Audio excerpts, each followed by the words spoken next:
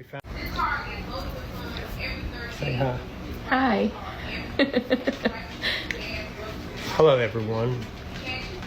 My name is Jamie Whitfield, and this is my wife, Amber Whitfield. And since March of 2023, we found out that I had cancer. Okay, so my name is Rochelle, and for the last month, I've been letting Jamie and his wife, the people in this video, that they could stay in my house, and I've been listening to him tell lies to the internet, to everybody, while meanwhile trying to figure out how to get him back out of my house. So when they first moved in, it started as they were getting a divorce, they needed a place to stay, this, that, and the other, and everything just kept changing, and it was a whirlwind. Well, when I started realizing that everything was a lie is the day that he told me that he supposedly got cancer treatment. I started to suspect before that, but the day that he told me that he had cancer treatment, he claimed that his doctor drove up to the house on the side of the road at 4:30 in the morning and handed him a chemo pill through her window. And he took the pill, which was supposed to be a half dose because he needed it for his heart, whatever. And then he proceeded to lay in bed all day, pretending that his hair itched or that, this, that, or the other was hurting and whatnot. And so we were all feeling bad. But then, he said that his doctor said he couldn't drink water or whatever. First off, I know it's illegal to hand pill. Like, there's no way his doctor would have done that. There's no way his doctor would have given her her personal number. So I started knowing right away that something was up. And, I don't know if his wife is genuinely gullible and just genuinely believes all this, because when I yesterday confronted her with the evidence that this is the message that I sent them, and I'll get to that in a second. When I confronted them with the evidence that he was lying, she just started defending him, even though before they would argue every day on whether or not he was lying about things. And now that I gave her the proof, she's coming after me and saying that she's going to protect her husband and that I'm stupid because when he finally dies or whatever, then we'll all know and we'll all see, and it's like, that's not the case. So basically, I left the house the other day so that I could get some space so I could figure out exactly what was going on. And I called the doctor's office that he supposedly was going to, and I told them, I said, hey, I know because of patient confidentiality you can't tell me anything, but I have this man living with me. His name is Jamie Whitfield, and he is claiming to have stage 4 stomach cancer, and what he is saying that his doctor is doing is highly illegal and could affect the clinic negatively.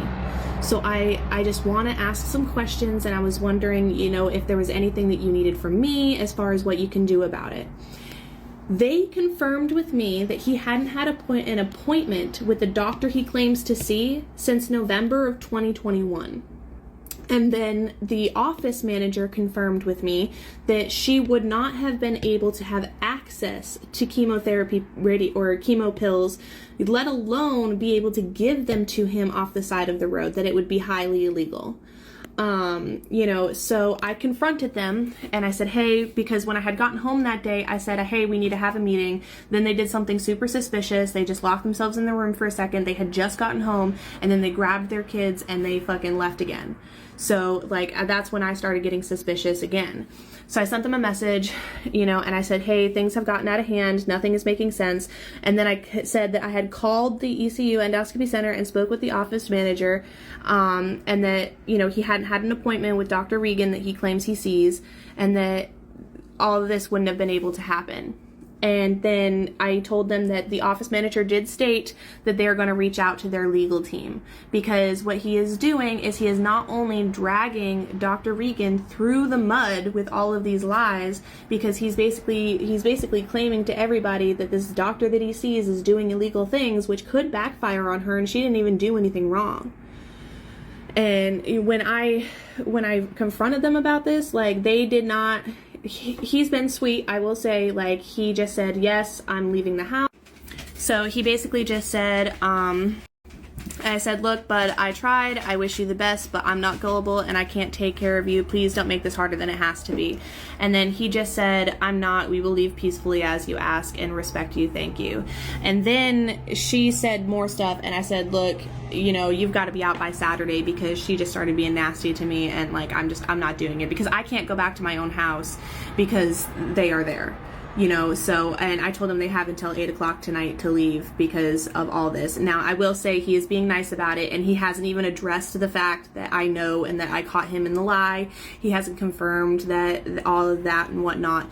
But, yeah, I mean, it's just really sad. And, I think at one point he had acid reflux, because he does have screenshots of like some kind of appointment or whatever.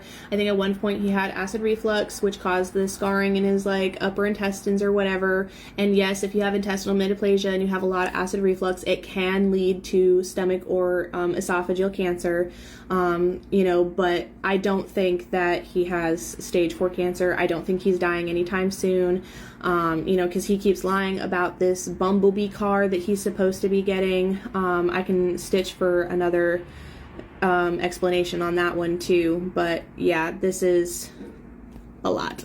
So if you have any questions, just issues, it turns into cancer. They gave him 24 to 48 hours to live, right? So of course, I fell for it. I was sad. The video was sad. So people started to donate, I think through Cash App. The whole world felt bad. This was yesterday, February 15th. Y'all, I get on this app February 16th, and this didn't come out that these folks might be lying. Y'all lying? Don't let Jamie, Amber, don't let me find out y'all lying. Don't. I'm hurt. I'm still sore. Healing in Jesus' name. Continuous prayers. I'm sorry to hear that your dad passed. I hope. So Tanner came into my life. Please cover Thou me. shalt not prosper. Nobody against you shall prosper, and it's not going to happen.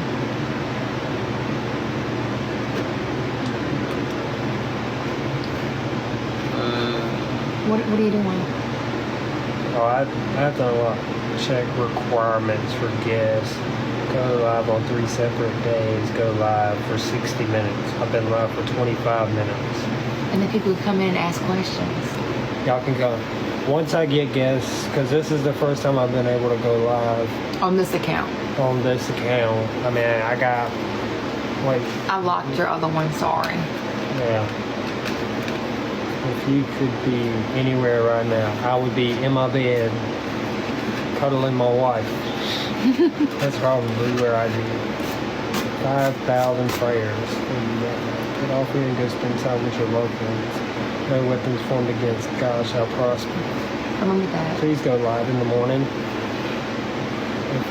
If everything works out good, I will be live in the morning for you guys. All the way in Perth, Australia.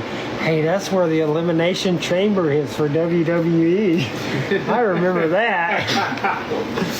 Really? Yeah, so Elimination Chamber Perth is in Perth, Australia. He's doing this for views. Yeah. I'm a lot. Never mind.